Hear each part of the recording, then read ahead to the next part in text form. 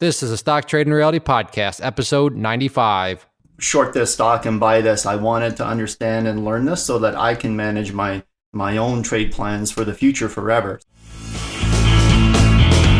This is the Stock Trading Reality Podcast, where you get to see the realistic side of a trader's journey. Get inspired and stay motivated by everyday normal people who are currently on their journey to trading success. And this is your host. If the water is wavy, don't invite him. Play trader.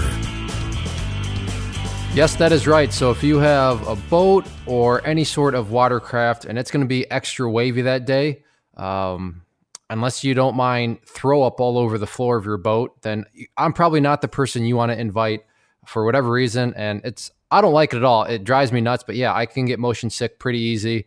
And I guess seasick is the right term if you're out on the water. But I still remember once when my wife and I were in Hawaii, this was several years back, we went on one of these like whale cruises where you're supposed to go out and see the whales.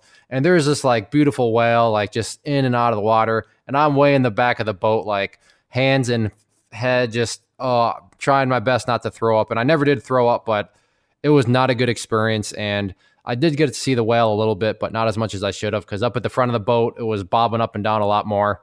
It was just not a pleasant experience. So yeah, I can get seasick, and I'm kind of a buzzkill out on the open seas. But I have no idea about Ches here. Ches is our co-host, and I like it a lot, but I never tell Ches what these fun facts are, and I don't know. This is how Ches and I get to know each other for all of your entertainment purposes. So Ches, I have no idea about your motion sickness habits. Do you get seasick at all? That's actually Captain Ches to you, Clay. I've been born on the sea. Yeah, no. So here's the thing. So we always preach the, about having a budget and having a plan. So here's the plan that I've always stuck to. I take Dramamine before I go on any kind of boat ride, and I've never been kind of seasick at all because I preventatively take medicine, even though I know I most likely won't be seasick. I used to, my cousins and everybody had boats and jet skis, and I was always fine with that. But I can tell you this, I actually went on a fishing charter for my bachelor party, and even after taking Dramamine, we were on the boat for I think like 6 or 7 hours. When we got off the boat and went out to dinner, I still felt like I was standing on the boat. Like I felt like the floor was moving and like my equilibrium was all off. But no, I didn't get sick. But yeah, it's definitely starting to take a little bit more of an impact on me as I get older. So this Dramamine, does that like take you out of a state of mind, or are you still perfectly able to function and stuff like that? Or are you like drowsy the whole time? It does. No, it doesn't make you drowsy. It does something with your equilibrium so that you don't actually get that nauseated feeling. It has something to do with helping you keep your balance, and that's what makes you sick in the first place. So all I know is that I've been taught that for many years because my mom always was seasick, and we went on like a cruise when I was a small child, and she was like living on that stuff. So everybody I know now is like I said, as they've gotten older, they just kind of take it in advance if they know they're going to go out fishing or something and sitting in the thing is that if you're on a boat, generally, you're crashing through the waves, but when you're fishing, the boat's just kind of rocking with the waves. So that really took its toll on me after we kind of got off the boat, which is really weird. Yep. Speedboating is fine, but I always tell people, all right, if we slow down and if it's wavy, that's when it's going to hit me because like you said, the bobbing motion is what gets me. But so we're good. We got to know each other that much more. So today we have a great interview for you. We are talking with one of our fellow members up north above the border, don't you know? Wait, I think that's Minnesota, not Canada. But anyways, our stereotypes continue, Ches. But we're talking with TraderMike. That is his alias in the chat room. And yes, he is up in Canada. And we had a little bit of a hiccup in regards to setting up this interview, which we'll get to right away. But good, solid interview. He is a full-time trader. He went full-time in a little different of a way, which we'll also get to, but a lot of good insights and somebody that, got into the market back in the 90s. So he's been around a while, and it's been a long journey, but his journey really accelerated kind of in the past 3 years. And I don't want to spoil anything more. So let's just hop in and hear about TraderMike and his trading journey. TraderMike, welcome to the show. Hey, thanks for having me on, guys. Glad to be here. What? I don't know. We love our Canadian neighbors, but this was the first time that we had to ship a mic to Canada. And you were saying, well, it got stuck up in customs, but it sounds like your fellow brethren up there opened up the package and everything. Is that kind of an accurate statement? the package arrived with both ends cut open and some funny tape around it that they had slapped on top of it. So Nate's obviously the producer of the show. I'm going to give you some words of advice for next time we ship it up to Canada. Leave a nice bottle of maple syrup on the top of the package for the custom folk, and obviously they'll just open it up, take that, and then it'll be on its way. But obviously you'll do it next time. Yeah, hopefully it'll get through This was supposed to happen. Well, thank you for your patience I guess we all had to be patient because we were at the mercy of Canada's customs, but I like where your head's at, Ches. Next time, just sticky note, please get this through customs fast, put that sticky note on maple syrup, and I guess that's the lesson we can take away from here. I mean, I guess what they thought that was drugs or something. What's up? Must contraband something. Our border security guys. I don't know. Maybe some Cuban cigars or something. Who knows? But anyways, I'm glad the mic made it through customs, got to you, and then here we are. So let's get into it. We've all seen you in the chat room, or I guess I shouldn't speak for everybody. You're quite active in the chat room since you've joined. And today you had a nice day. Maybe we'll get to that later. But anyways, where did all this start for you? Where did you hear about the stock market? And what got you interested enough to want to kind of get more serious about it?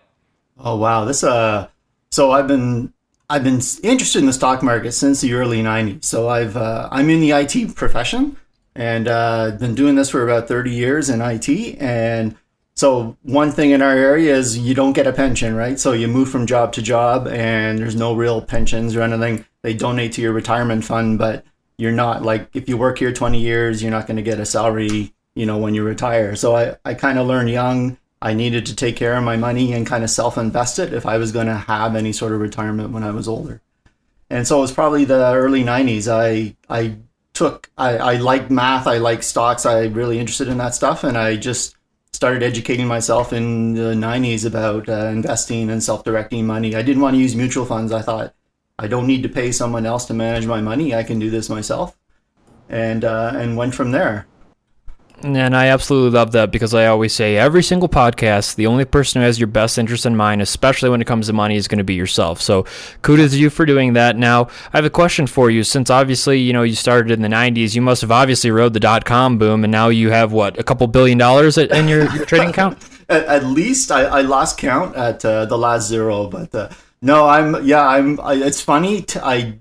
Being in Canada, I was so focused on resource stocks. So I've always been, we're heavy in resources in Canada and that. So I've been always in the oil field or the gold field or different fields like that, more the mining side. I missed some of the tech boom, to be honest, which meant I missed some of the down cycle as well in 2001. So yeah, I'm curious though, going back to the 90s too, you started to educate and learn.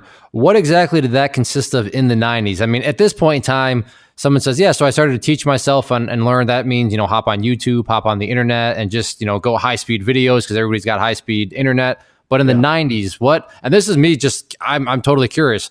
How did you educate? I mean, was it literally you had to go to the library or how did all that actually work?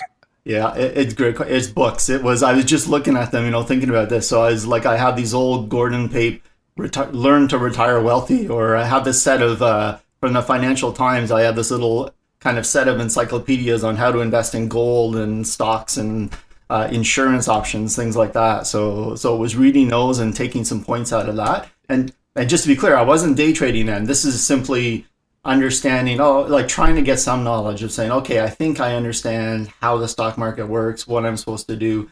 And then it was subscribing to a newsletter. So it was like, you'd subscribe to a newsletter that would come in the actual real mail, we got real mail. Wow. Yeah, like once a month, and it would be focused on, so it was very much a fundamental. I was not a technical, so I'll get into it. It wasn't even, this is before technical analysis. This is strictly fundamentals, like, oil's going to have a good year, invest here, or that kind of thing, right? So it was very fundamental. It was newsletter driven. It was reading what analysts told me to buy and sell. It wasn't me knowing exactly what I was doing, but I was kind of taking a long-term approach to some of those investments at that time. Yeah, that's crazy. Ches, all I know is that you and we have a lot to be thankful for. I mean, signing up for a newsletter for us is, you put your email address in somewhere, but here's Trader Mike with things showing up in his mailbox. For you young kids out there, an encyclopedia set is actually like books that you have to put on your shelf. Those are what encyclopedias are. So I haven't And when heard he that. says books, he means like 30 books. And, obviously we've actually interviewed people before who have started relatively early, but they would get kind of newsletter picks via fax machine. And we thought that was crazy. But yeah, I could just even imagine these just pamphlets and things just coming in the mail. It's crazy. We have a lot to be thankful for. That's for sure nowadays. Yeah. So you're, like you said, your fundamentals, you're looking at the commodities, just all that sort of thing. So how did those early years go for you? I mean, did you feel like you were making progress, or did you kind of always have the feeling you're kind of just spinning your tires in the mud? How exactly did that kind of early section of your journey go? I definitely made progress, but I was really just following the herd. I was looking at sentiment, where what so-called experts were saying on TV or on newsletters, and I would follow that. So I would do okay, but not great. But I was doing well enough where I liked this. I was interested in it, but I was maybe treading water and doing all right, but nothing spectacular. But at the same time, I also I never stayed in anything too long, so I never got hurt in some of the downtrends. I was usually pretty positive most years.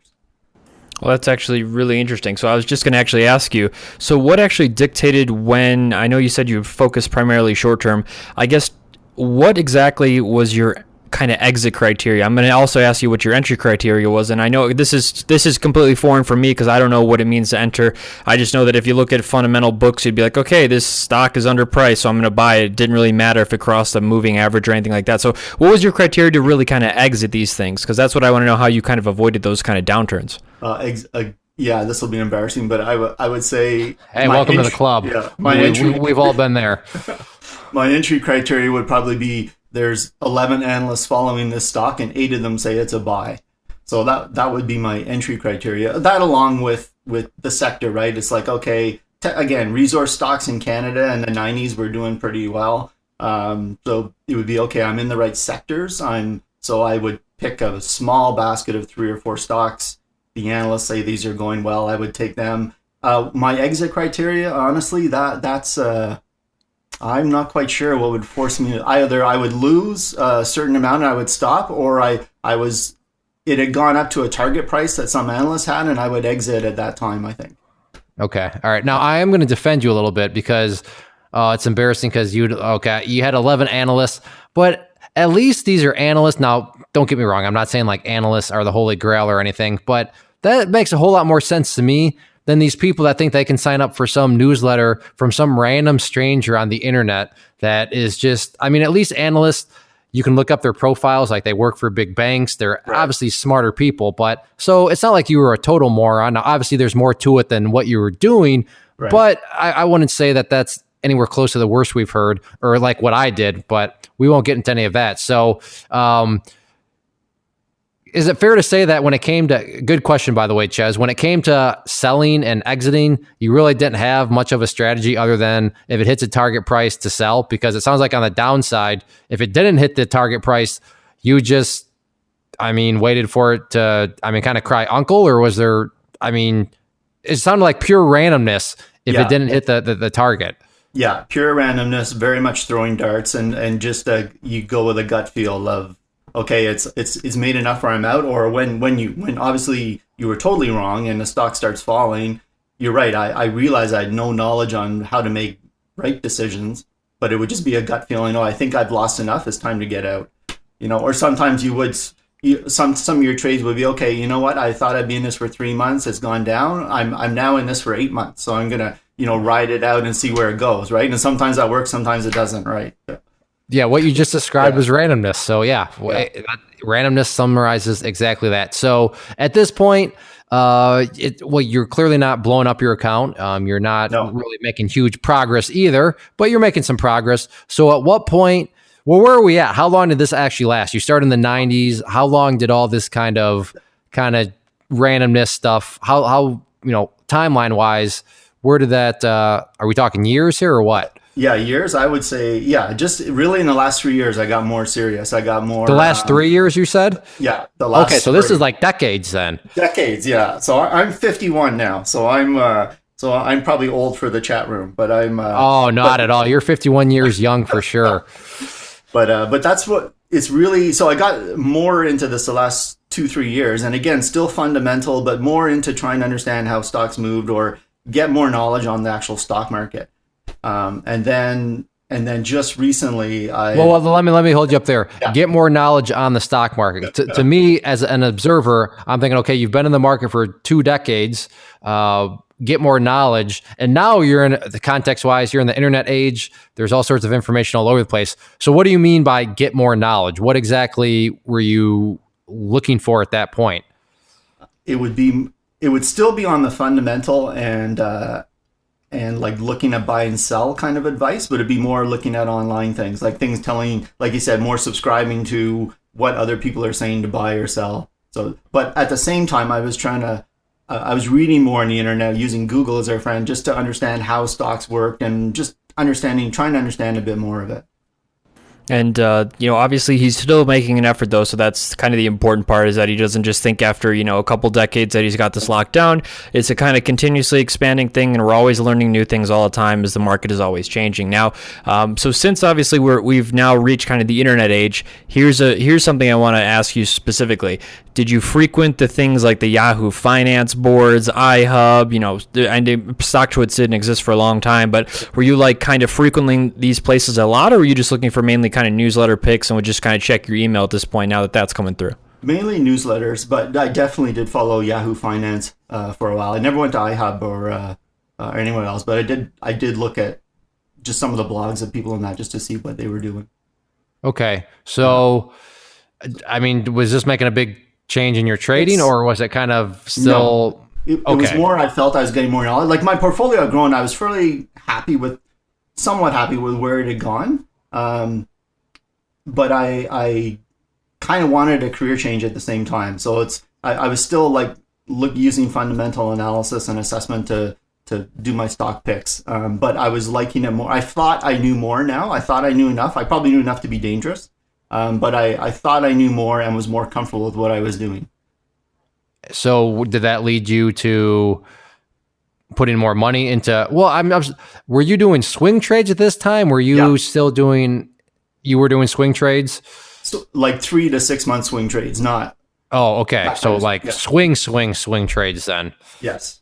Okay. And, you made that, I always like the comment, you knew enough to be dangerous. So did you ever get yourself in some dangerous situations? Yes, definitely. I've had you get a few losses where, again, you're going with the sentiment or the herd and you're following that herd. Do you remember any in specific that you could walk us through, just because everybody loves to hear a good horror story? So, I mean, if you're willing to share, of course. Oh, absolutely. I think First Quantum Minerals would be a good example for me of something I probably bought in, I have to think now, like 2007. And then... Okay, so why did you buy and for what price? Let's just break this down, because a lot of people I'm sure can relate to this whole psychology. So why did you buy it? What price? I think I bought that around $30 a share. So I'm not using options. This is all equity. So I think I bought it for $30 a share. And it was just strictly that sector was doing well. The analysts were right behind this stock. And then I think within 3 months it went down to about 18, and I'm still in it. That's a nice little haircut. Yeah. And then then you're realizing like, well, you're kind of stuck in the wind. You don't know what to do, right? So no, I've definitely had a few of those come in. What were they? So when it's going down, are you still reading like what the analysts are saying, or do they just kind of like abandon you and don't release reports anymore? Like what caused you to hold as the price continued to trickle downwards? It's that thought of, well, it's gone down this much, it can't go down much further. So it's that slow bleed. Bingo. Yeah. That's right. It's gone down this far. I've held it this long. I might as well hold it a little longer. Right. And then you get the slow bleed and you go. And then finally at some point you go, okay, I think I've had enough. And that's when we go from swing trading to investor to bag holder. But eventually, like most people, Mike reached the uncle point. Obviously, we could, looking in hindsight now, we could say the risk management was not very good. Obviously, you thought it was going to go higher when you bought it. But at the same time, everybody usually reaches that uncle point. Now, I want to know if you remember this. After you reach your uncle point, did this thing turn around and start heading up on you? Or did you just kind of wash it from your... Oh, so it did. So you sold towards the bottom? Oh yeah, I sold near the bottom. It went a little lower, and then I kind of high-fived myself for not hitting the true bottom, and then you kind of forget it for a while, right? You're working full time, right? And then I would look back a few weeks or a month later, and it had maybe gone up 25 to 30% from where I sold it, right? And then that's when you realize you don't know what you're doing, right? All right, so you don't know what you're doing.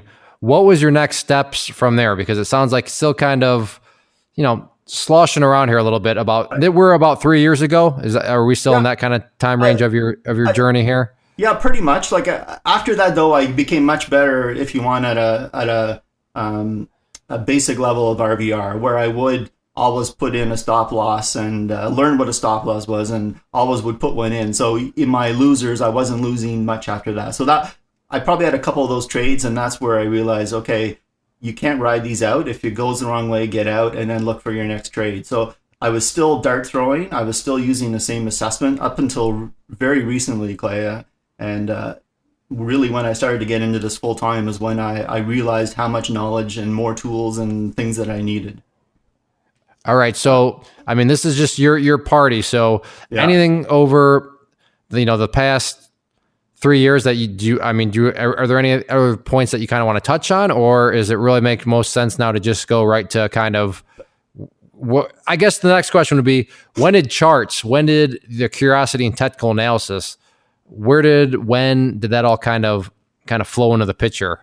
Honestly, when I found Clay Trader University, I would say that's when I was reading the newsletters and that, there were sections. There would be the analyst part, and then there'd be some articles, and then there'd be a technical analysis section in these old newsletters, and I wouldn't read them. I would and I would see them. What a jerk! Yeah, that's a jerk move. I'd see them on TV, and I go, you're making this up. You can draw any line you want, and you can make the story you want, because again, it is a bit of a lagging indicator. So in my head, I was like, you're looking at this after the fact. It's kind of like an analyst on TV doing sports, right? They can come up with any analysis once the play is over. So that's the way I kind of took technical analysis, and so you're probably going to think I'm crazy, but I made the jump to do this full time, even without all the tools I needed. And it was once I did this full time, when I got into this in August, September of this year, that when I was in some trades, you're in something, you kind of get that sense there's more to this, and there's information I'm missing. Because if I was in something, it would go down for a couple of days. I realized, Mike, you don't have the knowledge here to say, should I stay in, or what? Why is this happening? Well, not why is this happening, but where is this stock going? I didn't have any tools for that anymore, because now I'm trading every day for income versus I didn't, in the past, I didn't care if something went down for a few weeks if I knew it was going to go back up. But now I'm in this in income, and I realize I don't have the tools to make the right decisions. And that's when, honestly, I after looking around, I came across CTU in September. Yeah, and obviously, going from 3 to 6 to 9 to year round holds essentially for these swing trades. When you're trading for income, obviously that time frame is a lot different. You can't, no offense, and most people out there would agree with me, you can't just lose, essentially you can't lose or make no money over the course of 6 to 9 months and expect to call that a living. Right. Can that happen? Sure, and some people who have larger accounts and things like that, but obviously you made the shift and you kind of recognize that there is more to this. But the interesting part that I want to point out here was the fact that I also want to rant when you're done. So when you're done, Chaz, let me know, because I have a rant. You're in the queue for the rant. But I think it's absolutely crazy to, for me, just thinking of this, and I'm a total outsider, obviously, for someone to go so deep into fundamental analysis and use it for so long and actually get to the point where they say, I've written off technical analysis for this long, and now you're like, maybe this is going to work a lot better in the shorter term. It's just very odd for me because, like you said, I never even read those sections where a technical analyst was posting charts and you thought it was all hindsight, to actually completely flipping over. Now it's safe to say you pretty much trade with technicals only, especially for income trades, right? It's the only thing I use now. It is, yeah. It's so, what I know now versus even 4 months ago is scary, and the fact I got into this without knowing all that is, I don't tell my wife because she probably would have thought I'm crazy now for doing this. But yeah, that you're absolutely right. Like the what I've learned around technical analysis and charts and how that drives everything has been great. Okay, gentlemen, can I have a little rant here? All right. I'm once again, I'm going to stick up for TraderMike. I, called him a jerk, of course, just jokingly, about skipping over the technical analysis parts and kind of his jaded actions towards it. But I totally get it. And what gets my blood boiling, there's things that probably get it boiling a little bit more, is you watch CNBC or you watch any of these shows, and then they bring on the technical chart, expert, or you read these articles, and they totally misrepresent what charting is all about. They treat these things like they're a crystal ball, and they sit there with all this arrogant cockiness, like, oh, this thing is heading up to, this level. Oh, this is heading up here. This is doing that. This is doing that. And I just sit there, I'm like, no wonder why people think that charts are a joke, because all it takes is for one of them to watch that, be like, well, that didn't happen. Charts are a scam. What a joke those things are. Well, when these quote unquote professionals, I don't know how they even get on CNBC, are using them and trying to portray them as crystal balls, of course people like TraderMike are going to think that they're just, who cares? Like, that stuff doesn't work. So please, as a listener, that's just not the right way to use. Charts are not a crystal ball. Charts are not going to say, oh, well, Apple is certainly going to go up $15. And I bring up Apple because I just read an article about some guy, the technical, master or whatever, saying, oh yeah, Apple's headed up to some sort of price much higher than where it is right now based on the chart. No, there's no guarantee of that. I said this before, I'm going to say it again. Charts are not a crystal ball. They don't tell the future. Charts are a tool to help us as traders manage the unknown. I'll say that one more time. Charts are a tool to help us manage the unknown. Manage, not predict what's going to happen. And I realize that that's how those people get on those shows, because I just want to sit there and predict and all that. But that's just not how it works. So in your defense, Mike, I totally get it. I totally understand. And, for Ches and I, when we're working with customer service and stuff, that's one of the main hurdles, objections we always have to get across is, well, you guys suck. Where are your predictions at? Well, we're actually using charts how they're supposed to be used. So I think my rant is over, but I can't stand it. I can't. We actually get people saying, what is your success rate? Is it 95 or above? If it's not, then I'm going to go elsewhere. And I'm just scratching my head over here like, yeah, well, you better go down and find, the local, whatever, looking into the future through the crystal ball, and good luck with that, because no one is right 95% of the time. And any big trader, I'm not just talking about, you, me, Mike, anybody, and we have relatively small accounts. And by no means are they small, but they're smaller accounts compared to people who are managing billions of dollars worth of money in funds and whatever. The thing is, they take losses too. And the whole thing is, just like we always preach, is risk versus reward. We have no idea where the chart is going, but we can form kind of logical plans based on patterns, human, behavior, crap like that. But yes, we do not know the future. Every time you put on a trade, you have no idea what the next candle is going to bring. But you can manage the unknown based off of the chart. Exactly. Do you have anything to chime in here, Trader Mike? I mean, since we're all kind of throwing in our 2 cents. No, that's exactly right. That's what I've learned. And I think that's what I was looking for when I realized, okay, I need more information. Now I'm going to search the internet and get that information. There was a line you used in one of your things where, and it's an old classic line, right? I didn't want to be fed. I wanted to be taught to fish, right? I didn't want some guy just sending me, short this stock and buy this. I wanted to understand and learn this so that I can manage my own trade plans for the future forever. So I didn't want just alerts. I wanted the knowledge so that I could do this. And that's what separated, I think, when I came across your stuff. Okay, yeah. We like that attitude around here, because that's kind of the attitude of, anyways, never mind. I'm not going to go off on that tangent, because I could get into, we like people that want to succeed on their own. I'll just leave it at that. And hey, teach me how to fish. Don't just keep handing me fish. Teach me how to fish so I can go do it on my own. So you stumble across, how did you come across, our site in the first place? Was it through YouTube or, I think it was through Investor Hub.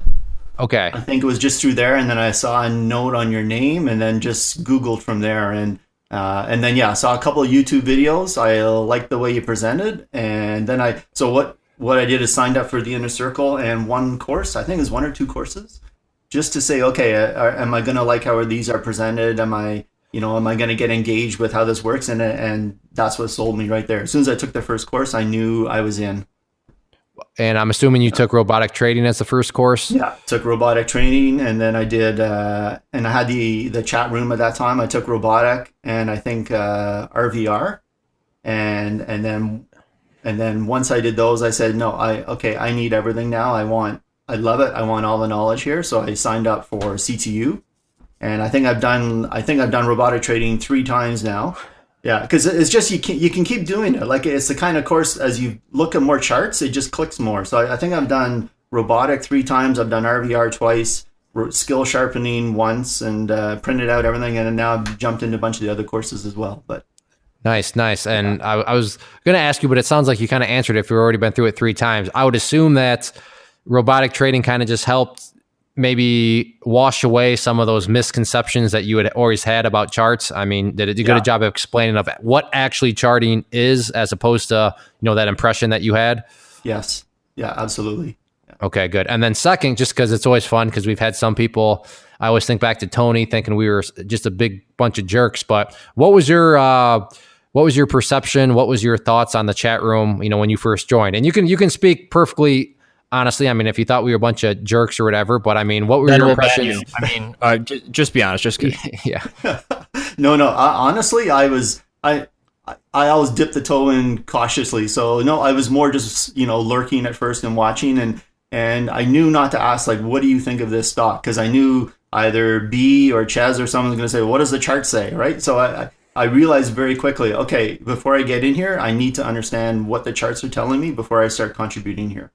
But that's what you wanted too, right? Yeah. Just to kind of defend ourselves, but you had the attitude of, I want to learn anyway. So us asking you, well, what is the chart telling you, is implying that, well, we want you to give your opinion, because that would imply that you're actually trying to fish for yourself. So I would assume that you kind of like that atmosphere in the chat room. Oh, definitely. Yeah, no, it is a great group, and very supportive too. I think we're all rooting to win, everyone wants a green day, and no, I enjoy it. I think people are great with the comments, and then I also really like I just look at the $1 over pit, but I like the pit. It's just clear comments. There's no other noise in there, and you can either use the alert or look at your own charts and go from there.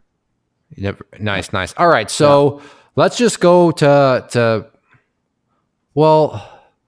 I got to ask about this, and you acknowledge it was pretty silly to just straight up go full time. So knowing kind of just how kind of floundering around you were out there, would you, if you could go back in a little miniature time machine here, would you go full time right off the bat like you did? Or do you think that was kind of a crazy decision now knowing what you know? Yeah, I'd say it was a mix. I was, after my wife retired. So my wife retired a few years ago. So the timing was like what I'd put in. I just decided, you know what, this is a good time as any as for me to give this a shot for a year. Let me try this. If for 6 months or a year it doesn't work, I'm just going to go back into IT. But I was at that point where I was tired of the rat race, tired of wearing the suit every day. And I just thought, you know what, this would be a great opportunity to try this. And as you said, I thought I knew enough to do this, but I didn't. So yeah, I think obviously it would be much better to get this technical knowledge first, do some more paper trading, watch the charts, like just watching the charts. Even so, when I'm not in a trade now, I'm just watching the charts and I'm looking at what's going on, and I'm drawing trend lines, and I'm looking at support and resistance, and just doing that in your time before coming into this full time would obviously be the right thing to do in hindsight. Okay, and you made a comment, and I think this will share some context. I can see it right now. Some listeners like, well, it worked out for him. I'm just gonna jump right in. But you said I'll give it a try for 6 months to a year. Let's just take a worst case scenario. Let's say the year you ended up, maybe you made a tad, but let's say you actually lost money for the year. Would you and your family, you and your wife, would everything still have been okay at home? I mean, yes, that's a good point. We had planned for this, so we had. It wasn't like just like I woke up one day and said, okay, I'm out of this. Like we had talked a few years ago about, I really like this. This is something I like to do, and we've been kind of planning and budgeting for this. So we had, you're right, we had put in our own plan and budget and said, you know what, if this works out, great. If it doesn't work out, just consider it like a 1 year vacation, and we're going to take a couple of trips during this year and celebrate it like that and go back, right? So yeah, we had planned for this. Okay, so yeah. So now it's not nearly as silly as what I was thinking at first. And I mean, to be honest, if you have, like Mike described, a budget in place, a plan in place where you can go maybe you're thinking, holy crap, how did he have a year's worth of savings? Well, keep in mind, he's not an old man by any stretch, but him and his wife has had some savings by that point. So if you can sit there at age 18 and be like, yeah, I got the next 12 months of living expenses in the bank right now, then hey, go for it. Try trading full time. But I don't know many 18-year-olds or 20-year-olds or 21-year-olds that have in a year's worth of expenses, in their bank account where they can just all of a sudden go full time. So it's all about context here. Mike had pretty much a slush fund of a safety net just in case it didn't. I like how you said that, by the way. Yeah, if it didn't work out, it'd basically be like a year's worth of vacation. Yeah. It didn't quite work out. So do you want to comment on this, Ches? Am I covering the bases here? Because there's a huge distinction between Mike's situation and what, him just going full time compared to a lot of people that you and I come across. This is a drastic contrast to a lot of people we come across in the sense of there's a lot of people who will start to look at trading, and myself included when I first got involved until I realized that this actually takes a lot of hard work. They come to trading thinking that I need money quick. I'm going to get into the market. I'm going to triple my money on some penny stock or just anything for that matter. So that's a drastic difference between needing money quick, which will always say you should go get a job, and having it all planned out, not only with himself but with his spouse. He's been thinking about it for a long time, making the preparations. Keyword on that, you need to be prepared to do something like this versus somebody who just says, crap, I got to pay my mortgage this month and I don't have any money, so I'm going to put the rest of my life savings in this trading account and put it all, write it all on red or black. So it's just a huge drastic difference in a lot of people we kind of come across. And yeah, Clay, I could see you sweating there at the beginning when he just kind of said I went full time without kind of the context of this was kind of a prepared thing. Yeah. So big distinction there. And well done to you. I heard the word budget. And, by the time this episode airs, the previous episode, Ches and I, you just heard us talking about a budget over and over again. So I promise that was not planned, but hey, Ches, the stars aligned perfectly for us with Mike bringing up, the budget word. So where are you at right now? So let's get up to present day. I just want the beans out of the bag. I will say that the day of this recording, you made $790 on the day. So I guess we'll kind of use that as a template. So can you walk us through your day? What did you trade? And that'll give us good insight into, what exactly you're trading, the different kind of setups you like and stuff like that. So walk us through your day today, if you don't mind. Yeah, no, not at all. It was, so today, so lately, and there's some distinctions I should make. You may want to edit this or whatever, but right now I'm trading using in Canada we have our RSP account, so I'm actually I'm not using Interactive Brokers or Lightspeed right now. I'm not trading in a margin account. So I'm using and just for tax reasons until next year because I did work most of this year. So in where I'm trading, I can't short. So what I've been doing a lot of this year is looking at and I didn't know enough about options early on, so I was staying away from that. So I've been looking at the ETFs where I can, if I do see a commodity and I think it's going down, then I can buy the bear ETF versus the bull ETF. Right, the inverse of it. Yeah, the inverse of it, right? So today's example, I've been following gold for quite a while. Again, because I can trade, if I think it's going up, I'll trade JNUG. If I think it's going down, I'll trade Dust. And I'll just go in and basically scalp off those if I can. Today was a day where started the morning. I usually follow gold, the pricing, what it does overnight and into the early morning. When the day started today, I think I saw gold gap down, and then I could just from the charts, there were enough points in my favor that at a certain point, I think around 9:55 this morning, I felt there were enough points on my favor looking at the chart and the indicators and the trend that gold was going to fall from the point it was at the chart. So I set up a trade plan looking at gold but buying Dust, thinking it was going to fall. And then I basically ordered Dust at that time with a limit trade. And then it did actually fall for the next, I think about 35 minutes. It had about 4 or 5 red candles in a row. Gold did. And so I basically follow the gold price. I'm not looking at the Dust chart itself. I'll usually follow gold and watch its 2, 5, 15, and 1 hour charts and make my trade plans and update my plans on Dust or JNUG based on the gold chart. So what charts do you watch again? In terms of time, I'll watch. Yeah, say that again. I'll watch the 2, 5, 15, and 1 hour.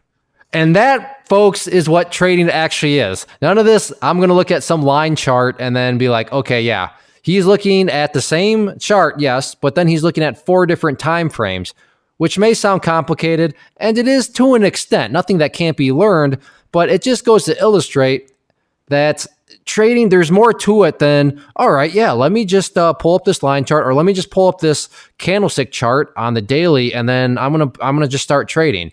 I assure you, there's more to it. And when I heard that, that was music to my ears.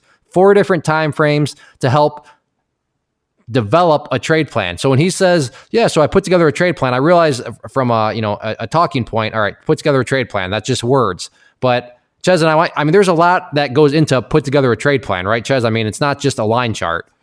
No, it's not just a line chart. And what, he's really getting the value of using all those multiple charts is he's finding alignment, not only with the longer term time frame for him, which is the hourly. I do longer term swing trades, and I can tell you, looking at gold since obviously the election in November, it's just been a great downtrend. So on the hourly chart, it's reflecting that. And now as he gets down to, the 30 minute, the 15 minute, the 5 minute, the 2 minute, he's starting to find where is an optimal entry to kind of confirm this longer term trend.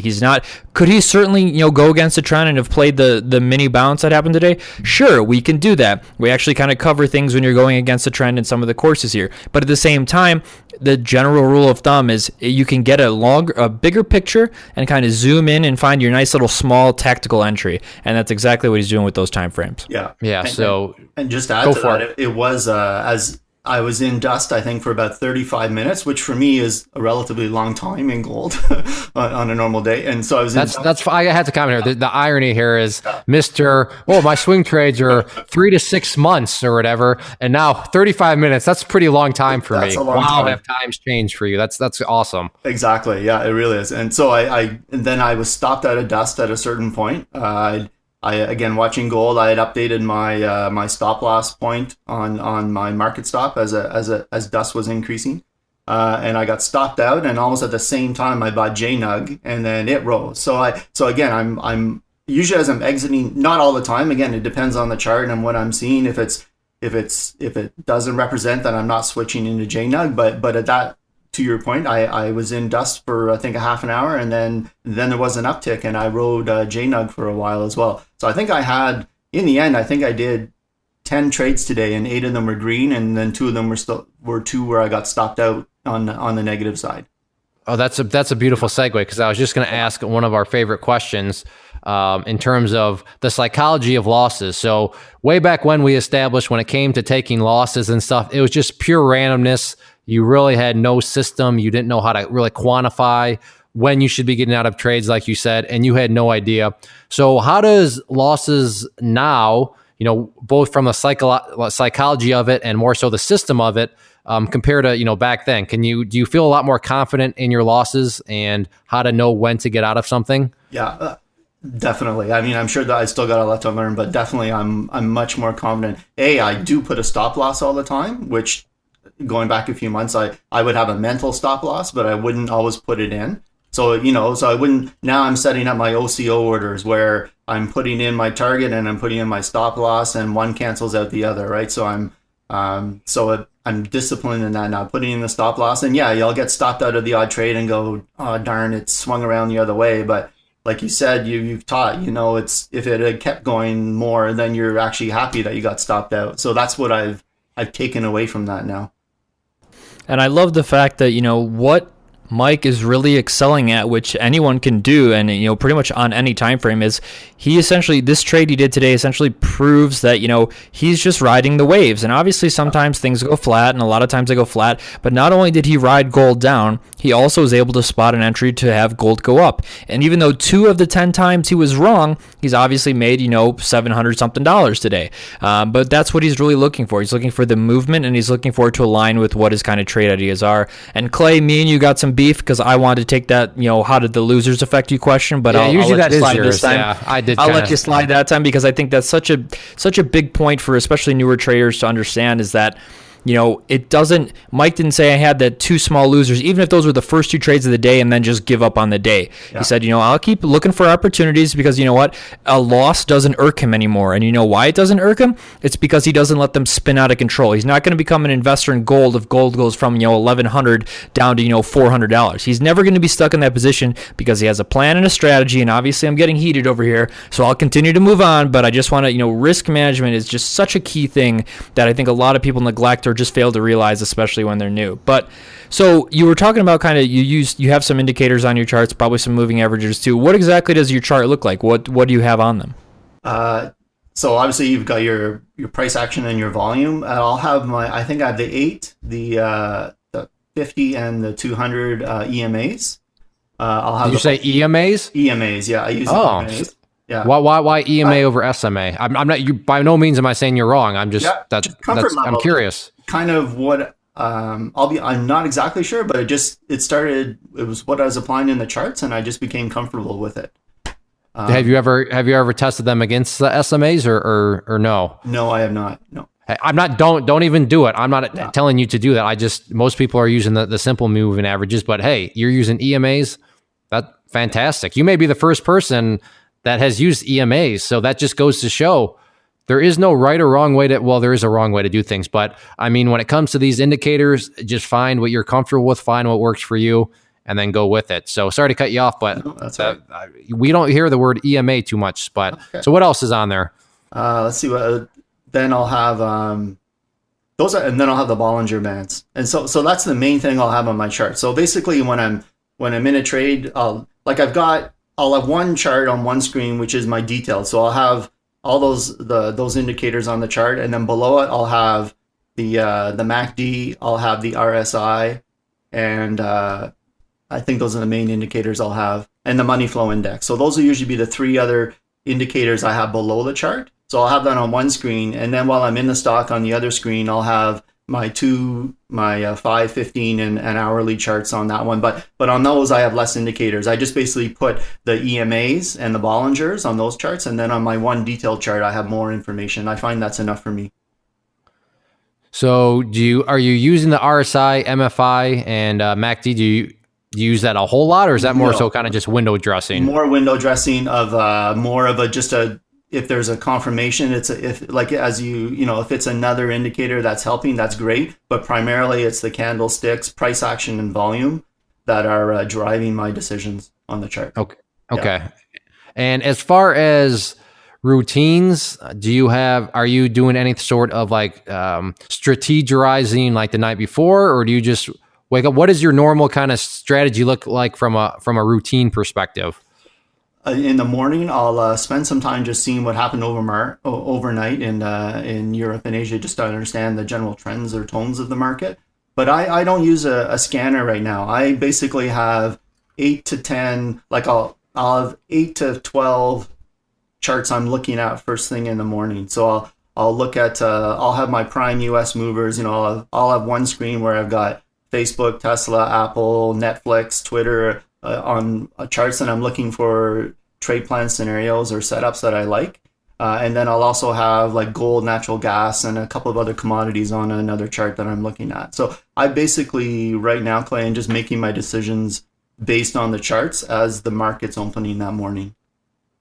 Is it safe to say that you don't just roll out of bed and trading is as simple as turning on your monitors and pushing a couple mouse clicks and you make money? It almost takes a little bit of, dare I say it, work? Oh yeah, I'm absolutely. There's just understanding the market at night about what's going on, and then in the morning, I'm personally I'm again still learning, so I don't get involved in the gap ups or gap downs in the morning. That first candlestick that forms, I'm usually not in the market. I actually wait till 9:45 to make my first trades because I know I'm trading against the computers. I'm trading against everything that's happened overnight. So I like to see the first 10, 15 minutes evolve, and then I establish my trade plans based on my comfort level and what I see out there.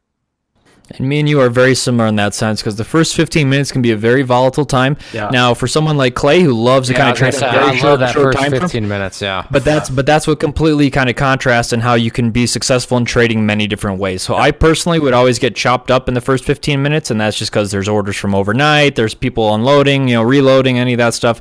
And Mike just wants to wait and let things kind of settle down and then see what kind of direction, which way is the wave going to go, and if there's kind of an opportunity for him to kind of trade that. But what would you say, right now, obviously you've been doing this, you said full-time since August?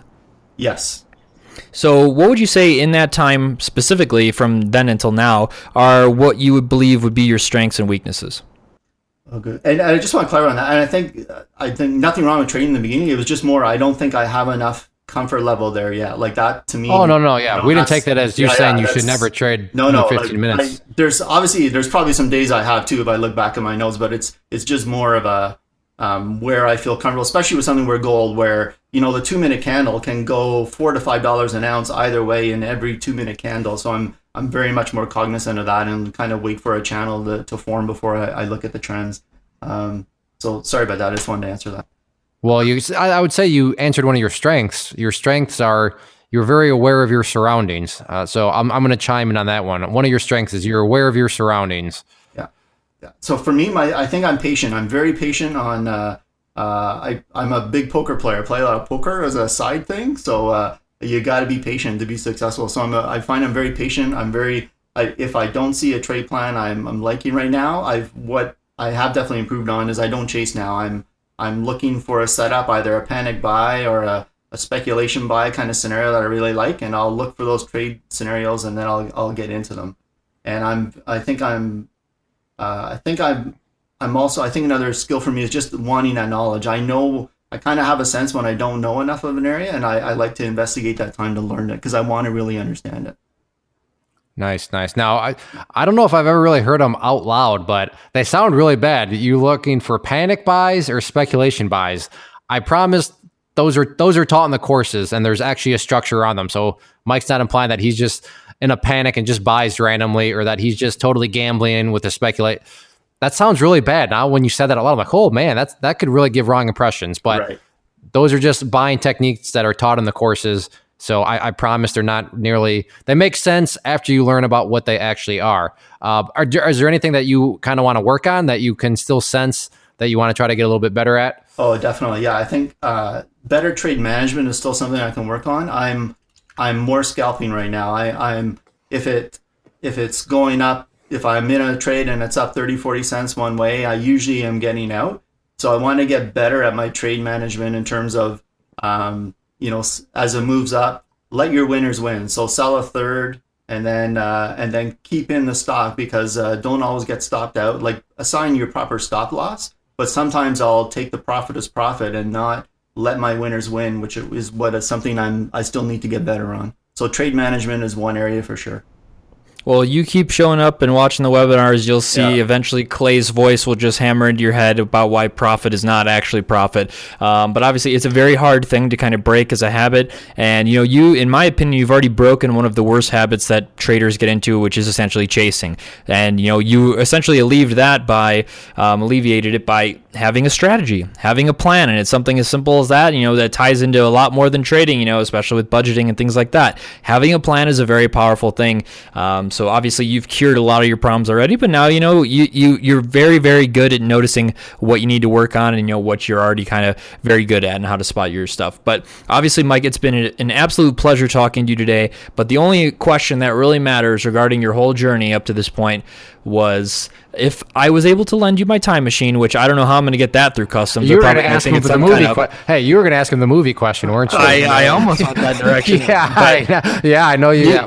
You've thrown me off since you stole my risk question. So I can tell it's episode 95. I'm like, wait, that's Chez's setup for the movie question. But nice pivot. But I still wanted to call you out on it. Just so. All right. Well, anyway. If maybe I can secretly airdrop my time machine into Canada, and you could go back and you actually can tell us and decide which time period you want to go back and give yourself a piece of advice. What exactly would that advice be to yourself? Oh man, it would be take the time to get the education and to understand the stock market and the charts and how this works. Like, don't like you said, don't just dart throw and put your money in and think you're going to do well, because from what I read, I think 90% of day traders don't actually are not successful, right? It's not something that a lot of people survive through. So it's, get the knowledge and take your time, understand risk, and put in stop losses. That would be probably the number one thing for me. I think I don't know if a lot of traders have this, but there's a big difference between a mental stop loss and a real stop loss. And that's, and now that it's in there all the time, there's a comfort level that comes with that, knowing your risk is completely managed. I love two words you just said: understand risk. And that's so powerful, and nobody's ever said it. But when I stop and think about it, that's really all trading is understanding risk, and then of course applying it. But understanding risk does not mean, okay, it goes down 1%. I need to get out of the position. Right. Sure, that's better than nothing, but understanding risk. That's truly what's going to keep people in the game. And understanding risk is what most people never actually do, and why those, the failure rates are so high, because maybe it's out there on YouTube, but I promise understanding risk by just watching random YouTube videos and picking up a library book, it's just not going to quite get you there. And Ches and I have said it a million times, and we'll say it a million more times. The statistics, which Mike brought up, do all the talking. 90% of people fail. If trading was as easy as watching random YouTube videos and getting books off Amazon or the library, I think it's fair to say that the number would not be 90% of people fail, but we've been over that many times before. So I'm going to take Chez's role here. Now, the only question here that matters, and the only reason why we're even having this podcast, is we want to know what your favorite movie is. So, Trader Mike, what is your favorite movie? You know what? I wasn't even ready for this question. So what? Oh man, my favorite movie of all time. I don't know. I think I gotta. It depends on my mood, to be honest. But I really am a Kill Bill fan. So I will watch Quentin Tarantino and Kill Bill anytime. Clay, you ever watch any of those? Yes, I have. I need to see Django Unchained, and then what was his newest one? The Hateful Eight or Grateful Eight or something like that. I need to see that one too. Yeah, I haven't seen either of those two, but yeah, I'm also a big fan of those. Those are they're awesome movies, especially how kind of crazy he does that. But what would you say is your favorite meal and dessert? Oh, meal? Maple syrup. Mexican fajitas. Yeah, I'll put maple syrup on it because I'm Canadian. But yeah, Mexican fajitas are my, and I'm not a dessert eater. I'm trying to be healthy, so I'm actually not even a dessert eater. Well, hey, that's good for you, because desserts got nothing in them besides carbs. Let's see. Sorry, go ahead. Go for it. No, go for it. I just wouldn't mind going back to, I know we jumped through that a little bit, but I just want to say, when I found your courses, like, I just want to say to people out there, it's so well presented. Like when you're looking for this information and you want to take some courses, just when Clay comes on and he teaches you the fundamentals in a really great way that it really is easy to understand. And then he drives it home on you, like overdrives it home on you till you really get it. But it's so well presented, these courses, and they may, for some people, maybe been trading for a while, maybe they sound very basic at first, but there's so much good information and fundamentals that come out of this. That I just wanted to say that, like, to me, as you said, Clay, like, knowing charts is the key, because now I can trade stocks, ETFs, options, Forex. You can't do any of that if you don't understand the charts and the trends. So and support and resistance. So I just wanted to add, like, that, like, getting that knowledge is just so valuable. Clay, I'll slip you $5 after this is over. Okay, I'll slip you. Thanks for that comment. Yeah, $5. But no, I'm glad you enjoyed, and I'm obviously biased because I put them together, but I think they're quality material, and I think on Clay Trading University we offer a 30-day money back guarantee, so I'm confident that people will enjoy it if they put in the time and effort to try to learn. But if you could visit someplace, any place, where would you want to visit? I would have to go with Venice. I need to see Venice and the Greek islands and all that area. So that's actually something that's on my wife and I's radar, maybe later this year, to do that. He's going to go traveling before me. Yeah. Everybody goes traveling before me, but you've obviously been in the workforce and worked a lot harder than I have, as I'm about half your age. Well, go ahead. The nice thing with this job, right, if this works out, is as long as I got an internet connection, I can technically work anywhere. So, we've talked about seeing Europe next summer and traveling around a few different cities. And hey, if I've got my laptop and a secure internet connection, then I can trade anywhere. So that's another beauty of this job, right? As long as you can. Go ahead. I was going to say, as long as you're not paying for the trip while you're on the trip, because that would make for a miserable trip if you're sitting in your room in Venice going, oh crap, how much was this per night? Okay, here we go. That would be a bad situation. So that's assuming that the trip has already been paid for, then yes, it would be a great situation. But I'm not even joking when I say that. I can see people doing that. Ches and I have come across quite a few different quote unquote business plans, and some business plans would be like, I want to travel and I'm going to trade to pay for my traveling as I travel. That sounds like a great way to force a bunch of bad trades, and then and then before you know it, you're stuck in Thailand and can't get home. Exactly. Yeah. But so, Mike, what do you do for fun and hobbies kind of outside of the market now that you're pretty much in control of your time now? Pretty much, yeah. It is a great feeling getting up and knowing I can control things a bit. Again, I play a lot of poker, so that's one of my hobbies. I do a bit of online, but I mainly play a lot of live poker as a hobby, and I go down to Vegas several times a year, and during the World Series of Poker every year, just to participate in that. And that's, again, another area where you realize there's a lot to learn when you look at online and live poker, and that's something I'm always enjoy doing as well. Bankroll management, and that applies to a lot of things in life too. I was going to say, risk management, that applies to poker in different ways too, right? I don't know how to play poker, so I'm commenting very ignorantly here, but is that kind of a fair statement that there is understanding risk applies to poker too? It is. Like poker, poker is not gambling, right? It's not like playing roulette or blackjack or other things. Like poker is, you're right, it's risk management. It's getting your money in when the odds are in your favor, right? When there's enough points in your favor, and it's very, very similar that way. Okay. My wife does. Okay. I'm not even going to try to learn poker. I can see myself, hey, Mike, let's go to Vegas. It's World Series, but I already have enough on my plate. I don't need to be trying to become a poker shark. But final question here, 3 words. These 3 words, what would you use to associate with, a successful trader? If you could summarize that up using 3 words. Discipline, risk management. Discipline, risk management. There you go. Short and sweet, but I was hoping you would say understanding risk, but that's okay. Yeah. I guess you're Canadian, so I forgive you. It's all good. It's all good. Yeah. So I'll have to apologize now because I'm a Canadian. So. Yeah, that's fine. Sorry. Yeah, sorry. Sorry about that. Well, Mike, thank you very much for hanging out. I had a great time, and I kind of put you on the spot a few days ago asking if you would do this, or I guess a few weeks ago, thanks to Customs, but you rose to the challenge, so I really appreciate it. So thanks for hanging out with us. No, thank you. It's been a real pleasure. Thanks for having me on. Excellent. Well, for those of you listening, a few final things before we go our separate ways. If you are listening to this on the website, then click that share button, leave a comment down below. We do read the comments. We will reply.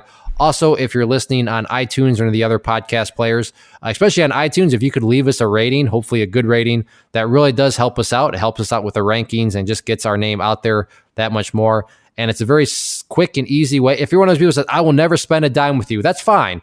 But if you enjoy the podcast, that's a free way to just help us out, and we appreciate it. And then finally, if you're listening on YouTube, check out the rest of the channel for sure. There's lots of other videos, live trade videos, quick tip videos, and lots of other things. So check out the channel, and hopefully you ultimately decide to subscribe. So thanks again to TraderMike. Thanks again to Ches, the esteemed co-host, as always. And thanks again to you as listeners. We'll see you back next week. This has been the Stock Trading Reality Podcast. Thanks for taking the time to hang out. To learn more about Clay and the Clay Trader community, including the trading team, premium training, and more, visit claytrader.com.